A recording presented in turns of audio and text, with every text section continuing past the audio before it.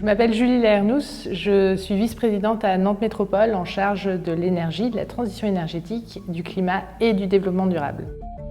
Aujourd'hui, Nantes est une des villes les plus attractives en France. C'est aujourd'hui la 6e métropole française. En 5 ans, on a gagné un peu plus de 50 000 habitants.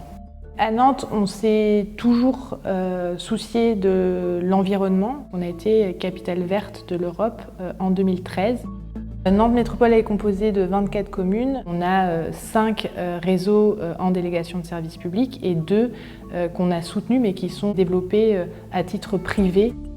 Ici, on est dans la chaufferie Californie. On a donc à peu près sur les 84% d'énergie renouvelable qui alimentent le réseau. On est à peu près à la moitié en biomasse et à la moitié en énergie de récupération.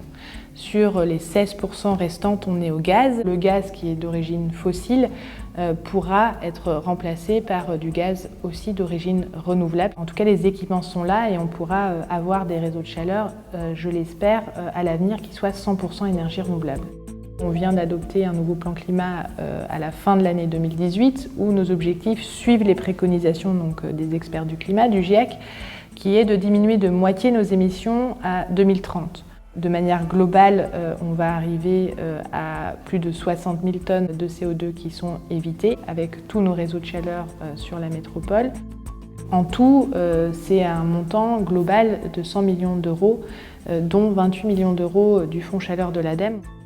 On parle beaucoup d'électricité, on commence à parler de gaz renouvelable, mais de la chaleur renouvelable, on n'en parle pratiquement jamais. Pourtant, sur la métropole nantaise, la chaleur représente 27% de notre consommation d'énergie. C'est pour ça qu'on a ouvert notamment la chaufferie de Malakoff pour les journées du patrimoine.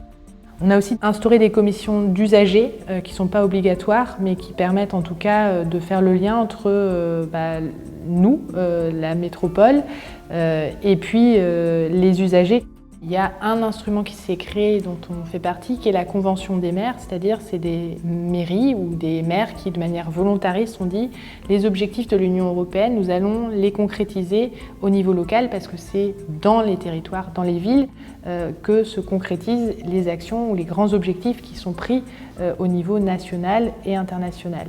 Sans les aides de l'ADEME, il y a tout un tas de réseaux de chaleur comme celui-ci qui ne pourraient pas voir le jour. On a et on fait partie d'un certain nombre de programmes européens. Après, le lien entre l'Union européenne et les métropoles ou les villes est assez compliqué dans la mesure où les programmes européens sont souvent lourds à instruire ces consommateurs en temps.